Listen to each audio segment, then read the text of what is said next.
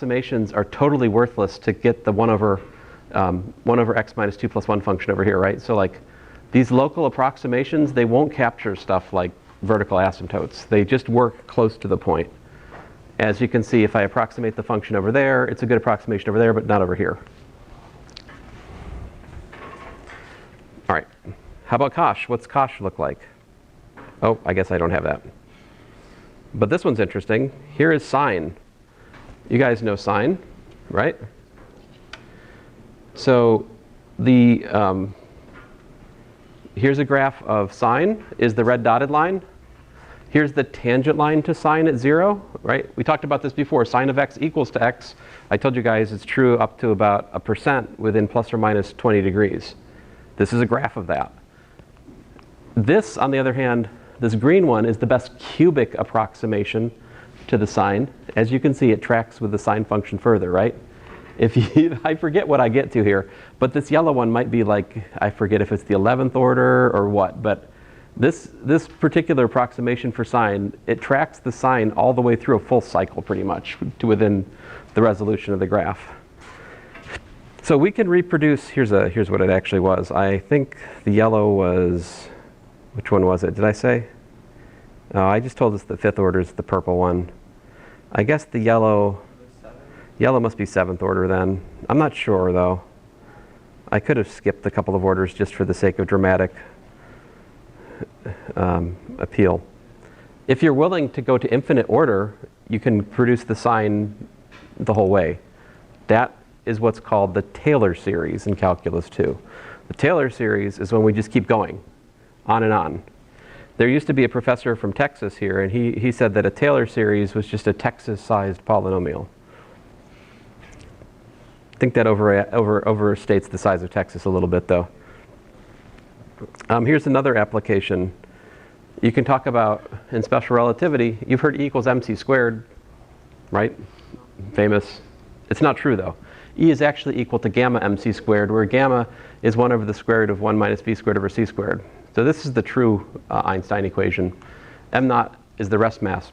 So in this, you can find the Taylor series for the velocity of the rest energy, of the energy. It's equal to the rest energy, and then the quadratic order approximation to the energy is 1/2 m naught v squared. If you're taking physics, you shouldn't be doing that because this is a prerequisite for that class, right? But when you take physics, you might learn about, no, you will learn about kinetic energy. That's an escape. That will happen. This is the kinetic energy. The 0th term in the Taylor expansion for energy is m naught c squared. So sometimes the constant term in the expression, in the expansion, is actually really important. Like, you know, this turned the course of World War II, right? Like, that's a significant term. That's the energy inside mass itself. This is the foundation of nuclear warfare. And then here's the correction. This is how far we're wrong by simply using 1/2 mv squared in classical mechanics. We're missing this term if we actually make a correct relativistic account for the energy. Here's a picture. The classical kinetic energy is in green. The relativistic kinetic energy is in red. Relativity has speed limits of plus or minus c, so the domain for the relativistic energy is just a plus or minus c. All right, so let me go on here. I still haven't shown you Taylor's theorem. Here is Taylor's theorem specifically, right here. Here it is. Taylor's theorem is a generalization of the mean value theorem. Basically, it says that you can take account for the error in the Taylor approximation by looking at a value of the next derivative you're not using, evaluated somewhere on the closed interval you're approximating the function. This is essentially the same thing that mean value theorem does if you look at it from this perspective. So it really is a straightforward generalization of the mean value theorem. And the proof of this actually is nothing more than comparing the function and the difference of the function and the kth order Taylor polynomial and applying Rolle's theorem, which is exactly the proof we gave for the mean value theorem. We looked at the secant line, which was the basically an approximation Anyway, so here's the proof, which doesn't really matter to you guys too much at the moment. But if you actually study this proof, it's really exactly the proof we went through for mean value theorem, just adapted for the current context. What I'm much more interested in showing you about, and here's this gives you a specific bound. This bounds the error. If you just, take the function, replace it with the Taylor polynomial, how wrong can you be? You can be this wrong.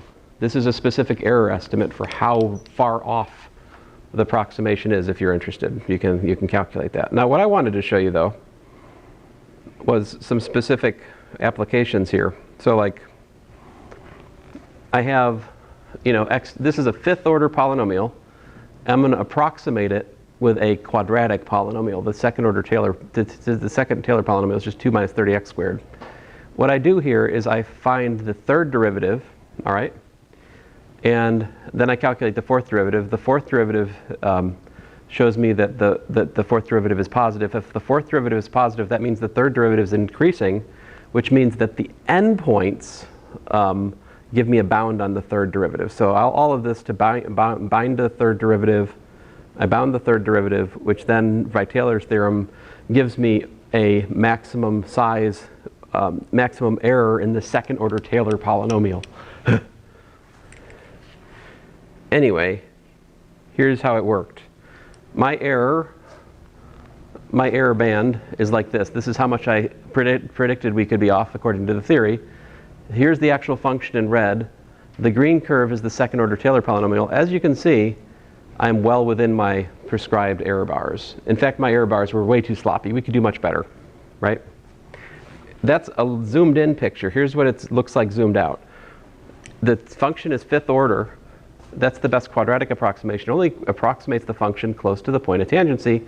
Away from it, it doesn't work. This is actually really, really important. One of the reasons that you need to take calculus 2, and so here is actually the, this is just, I'm showing that you can approximate sine, and I went through the error estimate, and I showed that you get this error bar, and that's, that shows you that within whatever the tolerance was I had in here, sine, the cubic approximation to sine works that far. But one of the main applications of calculus to engineering is the theory of approximation.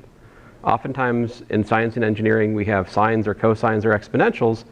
Those are tricky, but if you can replace those with a polynomial, it's much easier. And so this actually is giving us the machinery to do that. So like we've talked a little bit about the best linearization for approximating like a cube root or square root or something. Here's the best quadratic approximation to the square root. All right, and I work out the the errors and show that it works. And here's my last example for today before the break, which is gravity. So gravity, the force of gravity, Newton's universal law of gravitation, putting the Earth's center at the origin, the formula is gmm over r squared. But it makes more sense to kind of, instead of using the distance from the center of the Earth, we'd like to use altitude. So if h is the altitude, then r is equal to the altitude plus h. So the force of gravity is minus gmm over r plus h squared.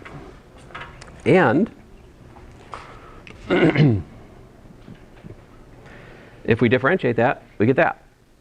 And if we find the linearization of Newton's universal law of gravitation based on writing it near the surface of the Earth where h is equal to 0, we have this approximation.